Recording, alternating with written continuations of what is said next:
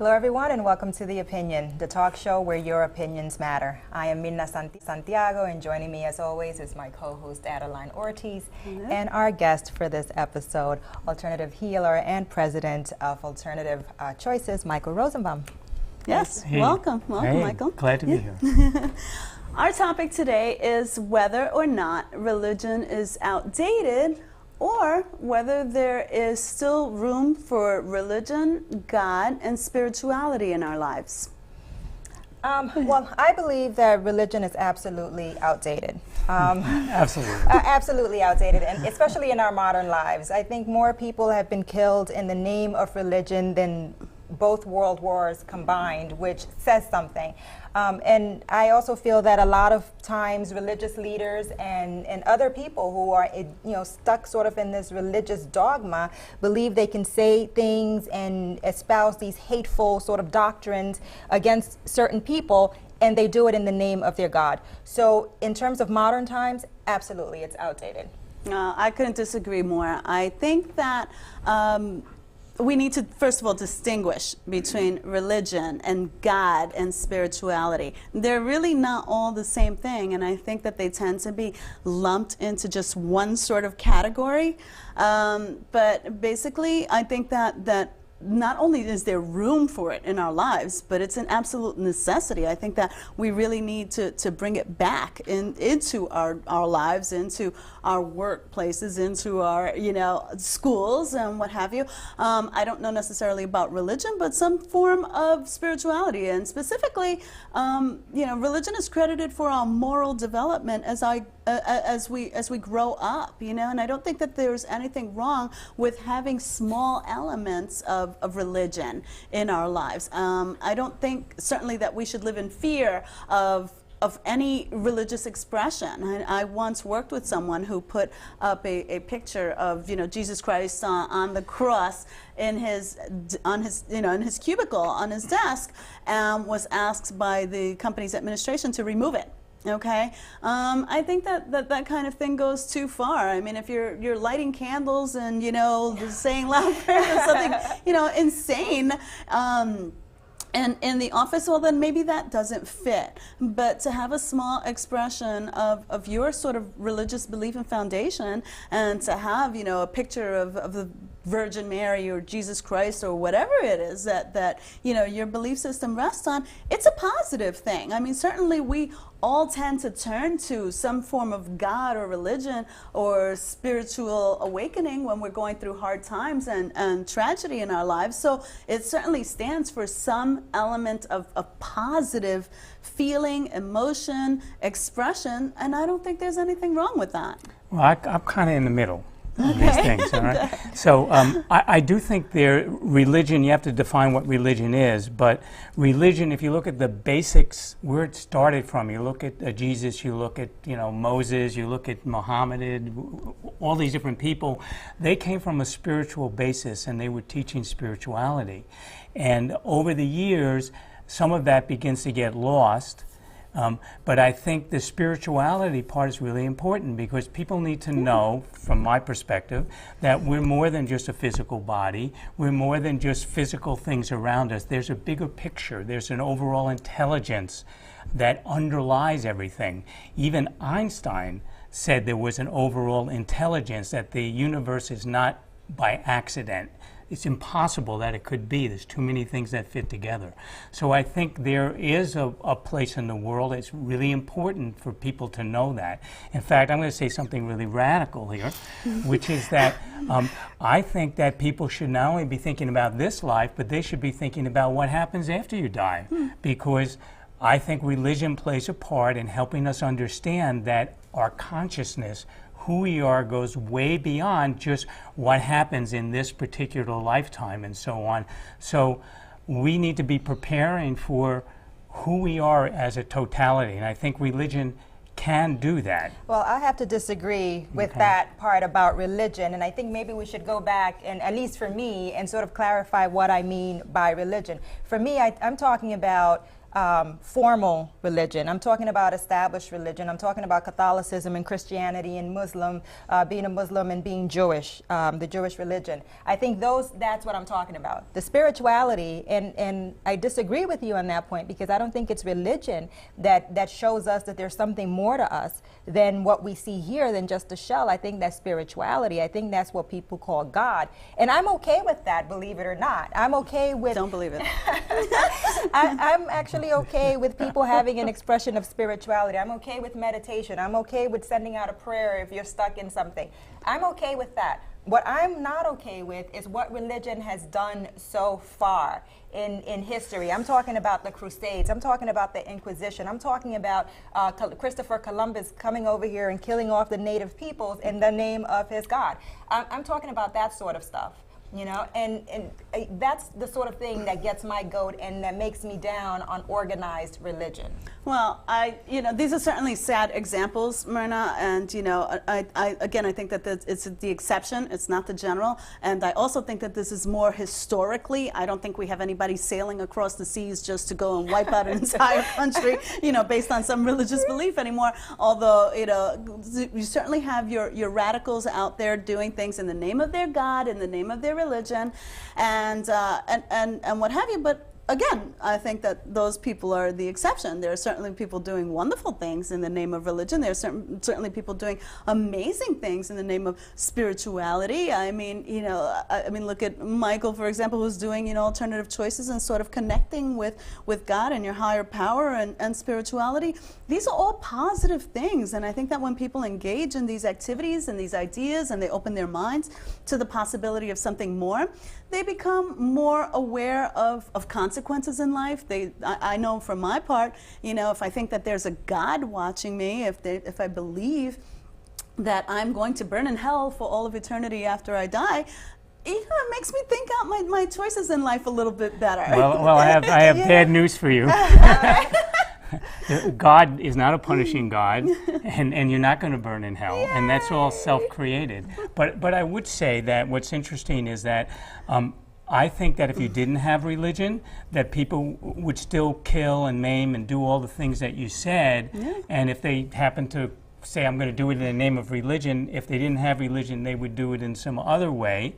So I don't think it's religion that creates that. I think that's human evolution that's happening. What I think we should rip away the curtain, though, of religion, because I'm going back to what you said when you say this stuff is historical and we're not sailing the seas to wipe off people. I mean, when you think about it, right, you can't curb human nature. So you have the Westboro Church right now as we stand, and they're out there holding their picket signs, and they're saying God hates faggots, God hates soldiers, God hates black, God hates everybody according to this Except church. for them. Exactly. Now, what kind of God are you believing in that he hates everybody but you? Everybody's going to burn in hell but you. The same thing, you have the extremist Muslims. If you actually read the Quran, which I haven't had the opportunity to read the whole thing, but I have read experts and excerpts of it, and I've read interpretations of it. It's all about peace and love for humanity and your fellow man. You have extreme Muslims blowing up planes and blowing up themselves up in the name of their religion.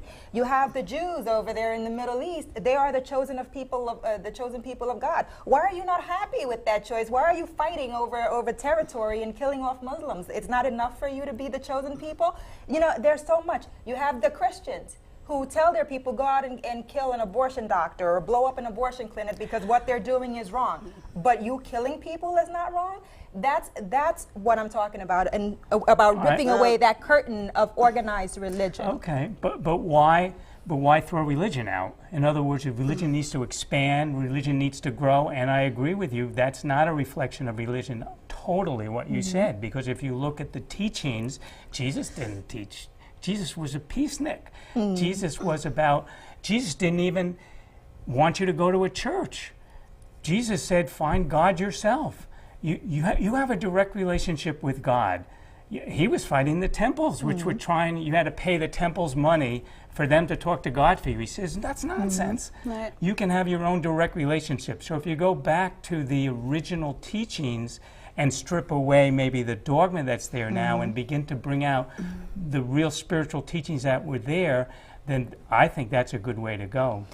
And the other thing that I want to say is that even the organized religions are doing some good things, and one of the things that I see them do is they do a lot of service work.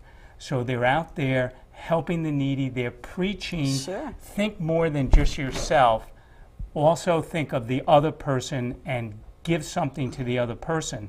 There might be some distortions in there, but the overall basis, from my perspective, since I'm a spiritual person, that is a basic tenet of spirituality, is to not get into your ego personality, to think more than yourself, to give to others, to realize that if the other person's hurting, you're hurting too, because we're all connected. Sure. So that basic spiritual tenet is in organized religion, and I think they do a good job with that. Yeah, again, I think that when you discuss these examples, these radical examples, they're the exception. Like Michael says, there are a lot of amazing things being done by religious and godly and spiritual people in the world too. Completely self-sacrificing and generous and so on. And I think that there are a few things. Number one, all of these acts that are being focused on really come down to a matter of interpretation. All right, how does the Westboro Church interpret the Bible or God, or what God is to them? Okay, how do Muslims interpret, what the Quran means? How do Catholics interpret what the New Testament means, or the Jews what the Old Testament means, and how they carry out their belief system? Okay, so there is really a broad matter of interpretation, because now you have, look, for example, Jews for Jesus.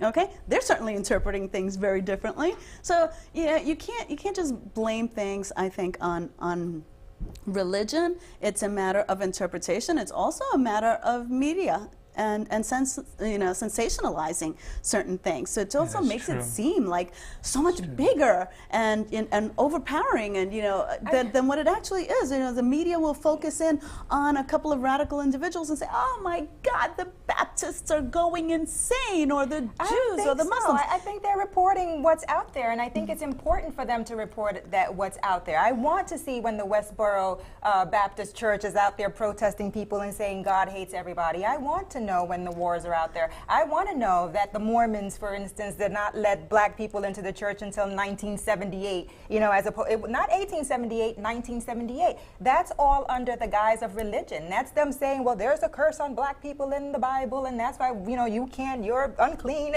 and you can't be part of our religion. Well, I want to know that, and I think that the media has a responsibility to do that. Nobody's disputing that. And kind of going back to what Michael is saying about the whole what was in the original text versus what the religion has been.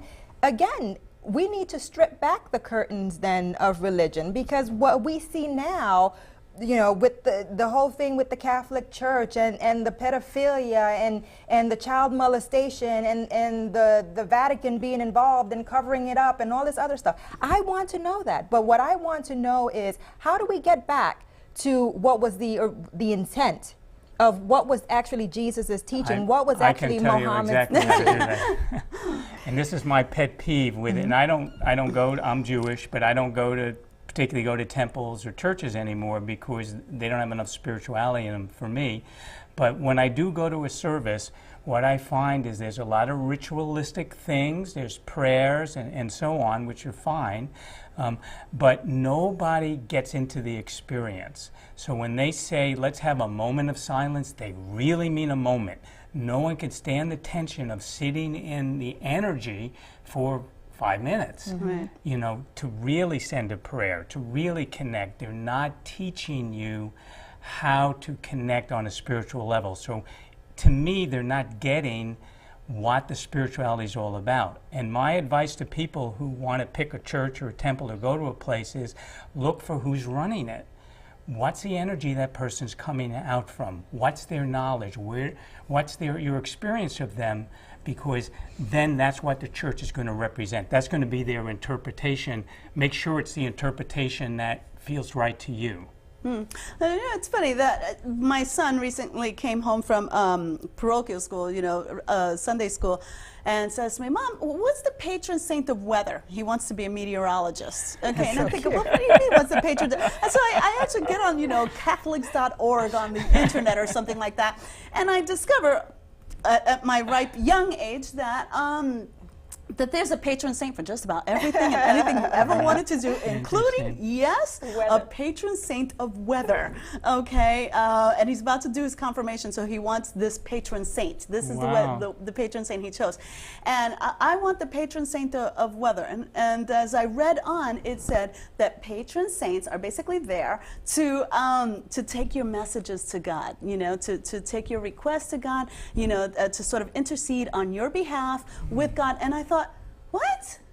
Are you kidding me? I mean, here I am going against the grain of, you know, corporate hierarchy all of my life. You know, I'm going to go through the supervisor who will go to the, you know, AVP, who'll go to the vice president, who'll go to the senior vice president, who eventually a message that, you know, the lowly guy on the totem pole wants to get up to the CEO will get there through 15 layers of management and 2 years later. And I'm thinking, does heaven really operate this way too? Now I have to pick my patron saint and talk to him so that he can talk to God on my behalf. I'm going to give you a new way to frame that. Yeah. Okay, because I think there's some truth in that in terms of we all have different levels of ourselves. So we have the ego personality, but we have our spiritual parts of ourselves too.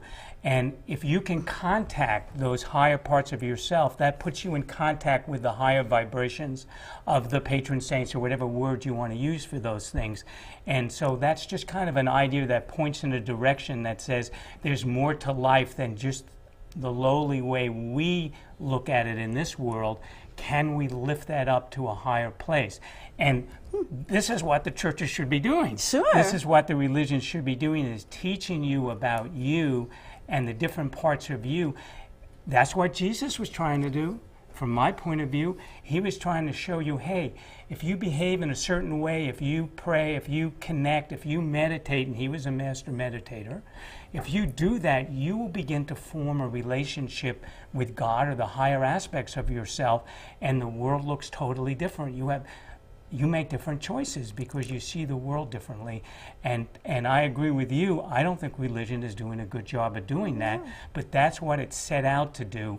And I don't think we have to throw the whole religion out. I think the religion has to expand and change and begin to incorporate that kind of flexibility. Yes. And it's not easy because, you know, change is not easy, and the people that are sitting, you know, at the heads of these religions they're a little stuck and rigid in their position. It's hard for them to make a change, and I see that. And so, you know, that's the tension and that's the difficulty. I don't know what the answer getting there. Well, they don't want you to explore your own spirituality. They don't want you to, honestly, they don't want you to have a straight relationship with God, because they want to be able to tell you what it is that God supposedly says. You know, I have to tell you, I was raised, I went to 12 years of Catholic school. And I didn't walk away with a good feeling about it. Look at you. I got rapped all the time. And you know, my husband and I were talking about that the other day because we were thinking of putting my son in a Catholic school. And my son is very questioning. And I said, I don't think he would do well there because it's all about dogma. Right. It's you have religion every single day, and you're supposed to, you know, read the Bible every day. And my son questions everything, and that's exactly the way I want it. I don't want someone telling him, well, this is the way God says it, so you have to do it this way. I want him to be able to go back and read the text and think for himself and say absolutely not or yes, you know? Because morality is one thing, but we can teach our kids to be moral and good and kind people without having them raised in the church. There are so many people who were raised in the church who were the worst people ever because, again, they put that cloak of you know, churchliness and godliness on them, and they were not good people. Oh, well. You know, the same way that you have the priests who are there and they're supposed to be having these relationships with the kids and fostering their spiritual development, and they're raping the children. So there are bad people who cloak themselves in righteousness and religion. There are bad people in everything. There are bad people in everything. How do you know that the school teacher that you send your kid to every single day, that you trust and love, isn't a pedophile? Listen, I didn't go to Catholic school, and I can tell you some stories about some of my teachers that I saw in public school. Sure, you know, so it's, you know, there's good and bad in absolutely everything, and I can agree with you, yes, that to some extent, you know, there are people who cloak themselves in the righteousness and so on and say that, oh, you know, I'm this holy, wonderful person. And there's a lot of hypocrisy. There's hypocrisy in everything, and absolutely in everything across the board. But you can't just throw out the entire institution on that basis, because again, there's a lot of good. And what Michael is saying is important too, because what he's saying is that if religion actually captured the essence of what it's supposed to be, and that is truly finding the connection within you with, you know, the higher power, whatever you believe that to be, okay? That's what religion is supposed to be. That's what it's supposed to teach you, that way to connect. So it's not, but you don't throw it out. It doesn't, you fix it. You look for ways to fix it. Sometimes you have to take something down to its foundation and gut it and start it again. And I think that's what needs to be done with religion, because you have a lot of these churches, and it's all about the church. It's all about, you know, the actual building. We need to pay for this and pay for that and pay for that. So they're squeezing people and squeezing them, your tithes, your money, your contribution. No, and that's really not what it was meant to be. Well, I think that it's going to correct itself one or two ways. So, because I think what I see, the people who come to me, and what I see is that people are yearning for spirituality. Sure. They're yearning to know something more. And if the churches and temples don't provide that, they're going to stop going to them, and they are going to come down, or they're going to begin to become flexible and begin to bring some of that in. So one way or the other, it's going to happen. It's going to change. But I want to tell a little story about, because I volunteer at the prison. And there's a woman there, Sister Elaine, who got my wife and me involved in it. And I do spiritual counseling for about 6 women now. And she's the most amazing nun. Now, she does not follow the dogma. And when she leads a service, she uses the words and the things, but she comes from a really spiritual place in the way she does it. So it's really, it's out there. Sure. But there is, I agree with you, I see there's a lot of dogma, and people can get stuck in it. But you know, one other point I wanted to make is that, you know, people are at different levels. So sometimes someone is at a level where dogma is good for them. So for your son, I would ask him what he feels is right for him, and then support him in that. Maybe he feels that's a good thing for me. Maybe he feels like, no, that's not a good thing for me.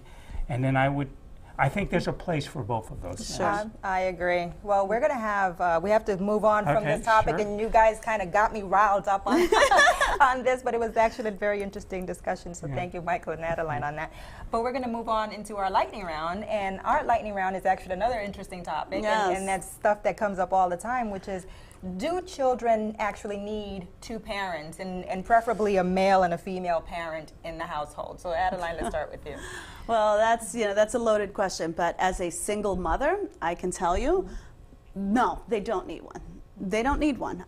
It's certainly the most challenging, difficult job I've ever had to do in my life, is to raise 2 children by myself. It wasn't my plan. It's not the way that, you know, you plan when you go into love and marriage and you're thinking out your whole future.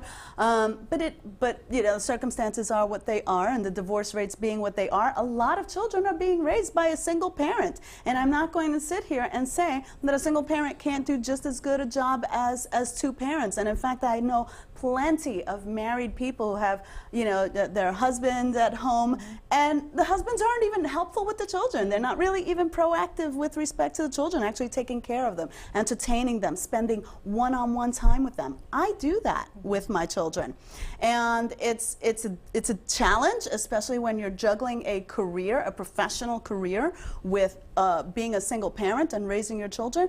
But if you just take 5 minutes a day to give that child an individual attention, one-on-one time, and listen as much as you speak, okay, and put that I put that emphasis on listening and the importance of it. You'd be amazed at what you learn from your children. You'd be amazed at the connection that you can have with them. And I'm happy to say that I have 2 happy, well-adjusted, intelligent, wonderful children at home, and I credit myself for that, because it's the result of all of the effort that I've put into the best investment of my life. I've met your children, and they are pretty amazing. Thank you. But from my perspective, I honestly do think you do need the 2-parent household. Whether we realize it or not, the children do end up suffering when you have a single parent. It could be a male parent or a thing. I think that it takes 2 people to make the children, and it should take 2 people to foster the parents. Ideally, anyway. Unfortunately, again, the divorce rates being what they are, we're ending up in more and more of the situation where kids are not being raised in two-parent households. I did witness my sisters doing that when I was growing up with them and their children. And although my nephews are amazing individuals as well, very smart, well-adjusted, I saw that they needed their father. They needed the affection of their father. They needed that attention from their father, and they acted out when they didn't get it. And I really, you know, it's hard sometimes. It really is, you know, trying to make a marriage work and what have you. But my husband and I joke all the time, because if one of us leaves the house for any extended period of time, we're getting calls from my son. And and when, you know, when I get home or when he gets home, he's like, oh, that's it. We're tied at the hip. We can't get divorced now because, you know, this kid is just going to fall apart. So I do think that you need it, and I would love for my son to grow up with his father and learn how to be a man from his father. Okay, well, I'm going to take a middle of the road here because I think both of those are true. Okay, and I really commend you because I could feel your energy as you talked about your children and the way you were there with them and so on. Hugely important, and I can see why, you know, they're lucky to have you as their parent. Thank you. But I'm a regression therapist, so I take people back to memories of them growing up and what happened and how they perceived it. So I do think that having a male and a female counterpart and the different energies that brings is very instructive and good to be around. However, to be in a dysfunctional family and a toxic family has a huge negative effect on the child's mind, because they get an impression and it becomes a permanent pattern and impression that's hard to release and get rid of later in life. So I think in instances where there's a really dysfunctional family, there's abuse, whether it's physical abuse, sexual abuse, you know, emotional abuse, over and over again, better that the child be in a single family that's getting love than in a toxic environment. Sure. That's a great point. It is. That's an excellent point. Thank you so much, Michael. Well, that's really all the time we have for this episode of The Opinion. We thank you, our viewers, for watching, and please keep sending us your emails. We love to hear from you. Thank you so much. Bye-bye. Bye-bye.